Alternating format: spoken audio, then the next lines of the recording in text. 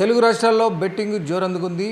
అయితే నిన్న ప్రకటించిన ఎగ్జిట్ పోల్స్ తర్వాత సాధారణంగా పందాలైతే కొంచెం తగ్గుముఖం పట్టే పరిస్థితి ఉంది. నిన్న తెలుగు రాష్ట్రాలకు సంబంధించిన ఎగ్జిట్ పోల్స్లో కొంత గందరగోళంతో మళ్ళీ బెట్టింగ్ రాయిళ్ళు బెట్టింగ్ రాయిళ్ళు అందరూ కూడా కొంత పందాలైతే వేల కోట్ల రూపాయలు జరిగే పరిస్థితి కనబడుతూ ఉంది. కొంచెం బెట్టింగ్ వ్యాపారం కూడా జోరెందుకున్నట్లుగా కూడా అనధికారిక వర్గాల నుంచి మనకి తెలుస్తూ ఉంది.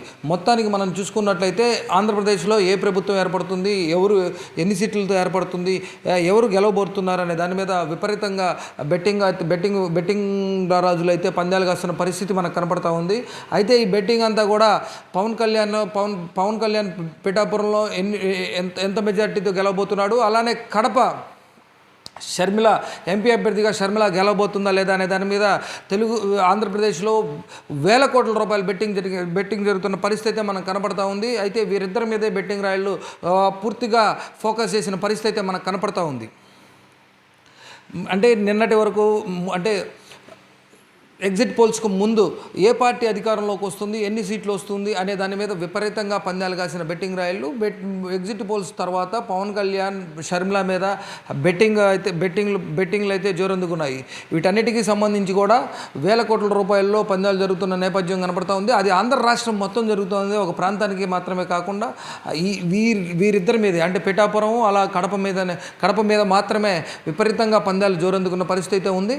అయితే వీరిద్దరి మీద కూడా వేల కోట్ల రూపాయలు నిన్నటి నుంచి కూడా వేల కోట్ల రూపాయల పందాలు జరుగుతున్నట్టు తెలుస్తూ ఉంది. ముఖ్యంగా భీమవరం, ప్రొద్దుటూరు, నెల్లూరు, కడప ఈ 4 స్థానాలలో బెట్టింగ్ ఆపరేటర్స్ ఎక్కువగా అంటే సత్తా వ్యాపారం ఎక్కువగా జరగడంతో వీరందరూ కూడా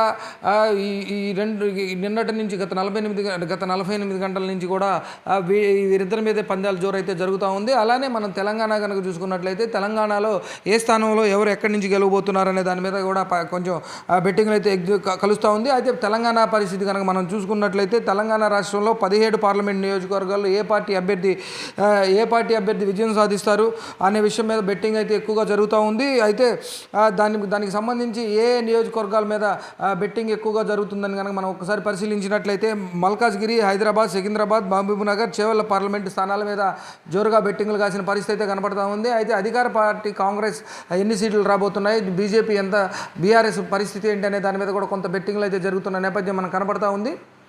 మొత్తానికి మనం చూసుకున్నట్లయితే ఆంధ్రప్రదేశ్లో కనుక చూసుకున్నట్లయితే ఆంధ్రప్రదేశ్లో ప్రభుత్వం ఎవరు ఏర్పాటు చేయబోతున్నారు అనే దాని మీద విపరీతంగా బెట్టింగ్లు జరుగుతున్న నేపథ్యంలో ఇప్పుడు కూడా దానితో పాటు పిఠాపురంలో పవన్ కళ్యాణ్ ఎంత మెజార్టీతో గెలవబోతున్నాడు, అలానే కడప సీటుని ఎవరు గెలవబోతున్నారు, షర్మిల గెలవబోతుందా అనే దాని మీద కూడా బెట్టింగ్ అయితే విపరీతంగా జరుగుతున్న నేపథ్యం. వీటన్నిటికి ముందు అంటే ఎగ్జిట్ పోల్స్కి ముందు అయితే అంటే పవన్ కళ్యాణ్ మెజార్టీ మీద, అలానే అంటే మామ అల్లుడు తండ్రి వీళ్ళ ముగ్గురు మెజార్టీ జగన్ మెజార్టీని దాటదని కూడా పందాలు జరిగిన నేపథ్యం అయితే గతంలో ఉంది. అయితే వీటన్నింటిని తర్వాత ఆఫ్టర్ ఎగ్జిట్ పోల్స్ జనరల్గా ఎగ్జిట్ పోల్స్ తర్వాత కొంత పందాల జోరు తగ్గి మామూలుగా అయితే తగ్గుతుంది.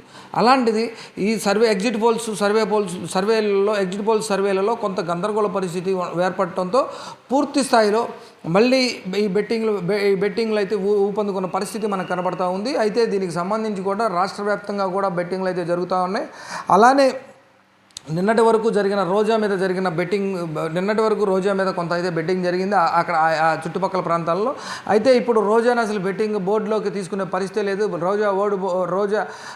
అంటే మంత్రులు ఓడిపోతున్నారని కొంత సర్వేలో చెప్పడంతో ఈసారి గతంలో జరిగిన పందాలన్నింటినీ కూడా బెట్టింగ్ వాళ్ళు ఆపేసిన పరిస్థితి, బోర్డులలో ఆపేసిన పరిస్థితి మనకు కనబడుతూ ఉంది. ఆఫ్టర్ ఎగ్జిట్ పోల్స్ తర్వాత మేజర్గా అయితే పిఠాపురం నుంచి పవన్ కళ్యాణ్, అలానే కడప నుంచి షర్మిల మీదే విపరీతమైన పందాలు జరుగుతున్న నేపథ్యం అయితే ఉంది. వీటన్నిటిని కనుక చూసుకున్నట్లయితే పందాలు ఊపు ఇంకా తగ్గలేదు. ఈరోజు సాయంత్రం రేపు కౌంటింగ్ ముగిసే వరకు కూడా ఇదే పందాల జోరు కొనసాగుతుందని చెప్పి కూడా పందెం రాయులు చెప్తున్న పరిస్థితి మనకు తెలుస్తూ ఉంది. అయితే మొత్తానికి కనుక చూసుకున్నట్లయితే ఇప్పటికే తెలుగుదేశం పార్టీ అధికారంలోకి వస్తుందని చెప్పి వారు రేపు ప్రమాణ స్వీకారానికి ఎక్కడ చేయాలి, అమరావతిలో అనే ఒక స్థలం కోసం పరిశీలన చేస్తున్న నేపథ్యం కూడా మనకు కనబడుతుంది. వీటన్నిటిని కనుక చూసుకున్నట్లయితే ఏ ప్రభుత్వం ఏర్పాటు చేయబోతుందనే దాని మీద కొంత నెమ్మదించిన పరిస్థితి మనకు కనబడతా ఉంది. మొత్తానికి ఎగ్జిట్ పోల్స్ తర్వాత ఆగిపోయే పందాల జోరు ఈసారి ఇంకా పెరగడంతో ఒక్కసారిగా పందెం రాయలలో కొంత ఊపు పెరిగింది. మరి అంటే ఈ రేపు జరగబోయే కౌంటింగ్లో విజయం ఎవరిని వరిస్తుందో అనేది వేచి చూడాలి.